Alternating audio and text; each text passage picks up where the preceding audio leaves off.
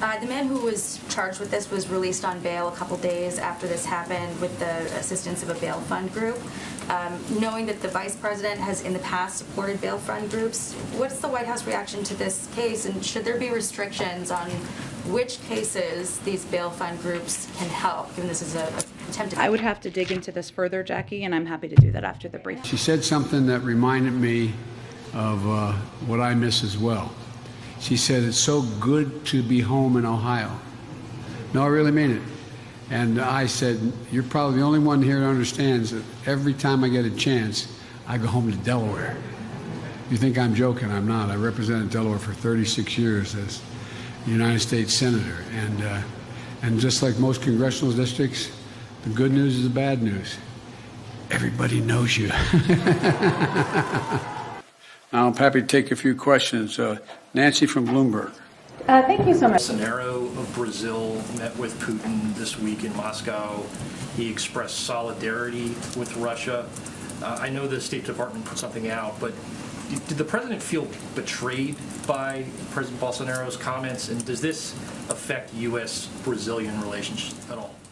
I've not discussed his comments with the president, but what I would say is that the vast majority of the global community is united in their view, shared view, that invading another country, attempting to take some of their land, terrorizing their people, is certainly not aligned with global values. And so I think Brazil may be on the other side of where the majority of the global community stands. Go ahead.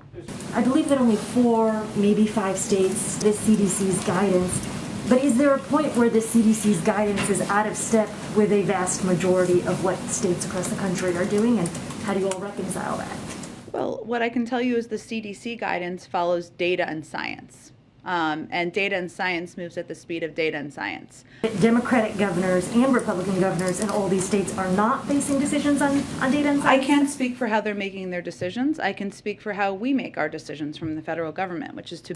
As you know, Senate Republicans are blocking Federal Reserve nominees and other nominees. They argue that they don't think those Federal Reserve delays have any actual effect. How do you respond to that? Well, I would say at a time where I think most people agree that inflation and costs are the top, if not one of the top issues for every American in the country, the argument that it wouldn't be best to have a fully confirmed full Federal Reserve Board just doesn't seem to make a lot of sense. Fact is, the Fed is fully functional. The FOMC has 9 of its 12 members in place. They could raise rates today if they wanted to. They could do it tomorrow. They could do it at any time.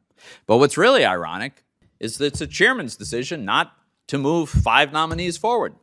We made it clear, I made it clear last week to the chairman, repeatedly, publicly, and privately, we are perfectly happy to vote on 5 of the 6 nominees. That would be 4 Fed governors and the director of the FHFA.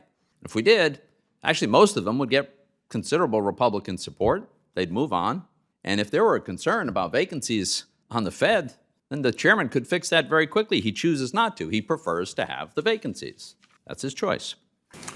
Did you accidentally leave off of the week ahead the president's interviews of Supreme Court candidates? Very good. I was like, I'm thinking maybe I left something off. Well, I can tell you that February is not that much longer. It's 10 days, if my math is correct, and we remain on track to make an announcement about a Supreme Court, the president's select to provide you a day-to-day update. But I can tell you that this is not going to be that much longer lasting because we only have 10 more days left of the month. So that's the good news. And it is always a late part of the process, the interviews. But I'm not going to be able to give you an update on that from here. Can you explain, if there is any, the reticence to embrace the calls for the gas tax holiday? Well, we've said every option is on the table, including that, but a decision has not been made. Is there any reticence here to do that? I don't know if that's called reticence. It's just that a decision hasn't been made in a process yet. Ukraine, the US language seems to have changed from imminent to highly likely back to imminent again. Is that because you're trying to second guess Vladimir Putin all the time, or were you closer to de-escalation at one point? I would say that several weeks ago, I think for maybe a day, we used the word imminent, and we believed we sent the wrong message that was not intended. our intended message we were sending at that time was that it was an option, or he was prepared to. Obviously, things have developed since then. We've learned don't include SWIFT. They don't target energy, so the impacts to other countries are mitigated. You guys have attributed this cyber attack to Russia, and you're warning that the prospect of war is, or peace rather, is pretty dim. So at what point do you break away from the strategy, say it's not working, and do something else, impose some of these sanctions now? Well, I think, as we've talked about a little bit in here, our collective view from our national security team is that sanctions are meant to be a deterrent.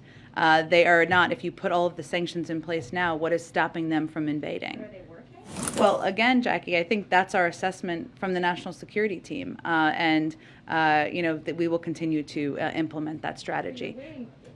To die before implementing them in that case. I think, Jackie, that's in no way a fair statement or accusation, I guess, if that's what that is. What we have done and what the president has done is unite hundreds. What technologies and products can the U.S. and allies withhold from Putin that he can't get elsewhere, for example, from China? We think we have an asymmetric advantage when it comes to the foundational technologies of our time. So think of AI, semiconductors, quantum, robotics, hypersonic flight. These are products that, in almost every case, are designed and produced in the West and in open societies.